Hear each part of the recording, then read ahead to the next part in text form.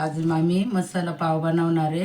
तर इथं कांदा घेतलाय, टमाटा घेतले, कोथिंबीर घेतली, फरसबी घेतली, शिमला मिरची घेतली, हा लसूण घेतले आणि हिरवी मिरची घेतली. आता याची भाजी बनवून घेते मी. त्याच्यात थोडं तेल टाकते. तेल टाकल्यावरती हे बटर टाकते.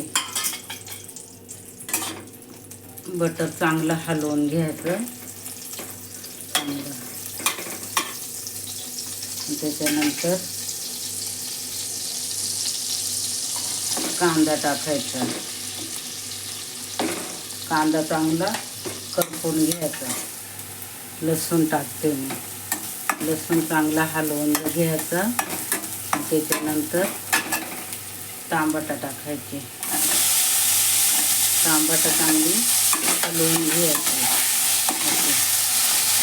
असे चांगले त्याच्यामध्ये शिमला मिरची टाकायची. त्याच्यानंतर फरसबी टाकायची. त्याच्यामध्ये हिरवी मिरची टाकायची. हिरवी मिरची टाकून झाल्यावरती चांगलं असं हलवून घ्यायचं. त्यात लाल मसाला टाकायचा, हळद टाकायची, धना पावडर टाकायची, गरम मसाला टाकायचा आणि हा पावभाजी मसाला टाकायचा. परत चांगला असं हलवून घ्यायचं. असं शिजून द्यायचं. मग नंतर त्याच्यामध्ये मीठ टाकायचं. मीठ टाकून झालं ना तर मग कोथिंबीर टाकायची त्याच्यामध्ये आणि असं हलवून शिजू द्यायचं. हे अशी शिजले. आता याला ना मी थोडी हे मेशरने बारीक करी बघा. अशी बारीक झाले. आता हे शिजलेले हिला आपण उतरून ठेवूया. तवा तापलेले बघा. त्याच्यामध्ये थोडंसं तेल ओतलंय. तेल ओतून त्याच्यात बटर टाकते. थोडं भाजी टाकायची त्याच्यामध्ये. चांगली अशी शिजून द्यायची त्यामध्ये बटरमध्ये. बटरमध्ये शिजून द्यायची. त्याच्यामध्ये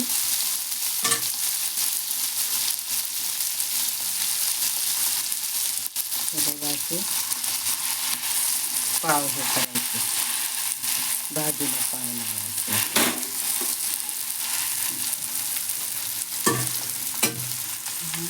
अशी भाजी खालून लागली ना असं उलटे करायचं.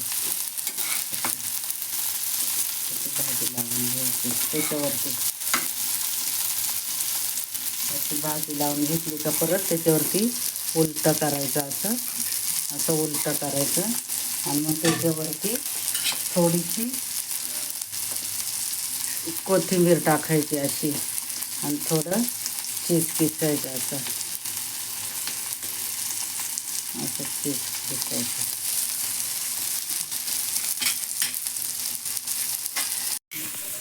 हे बघा असं ताटामध्ये ठेवायचं आणि घ्यायचं खायला.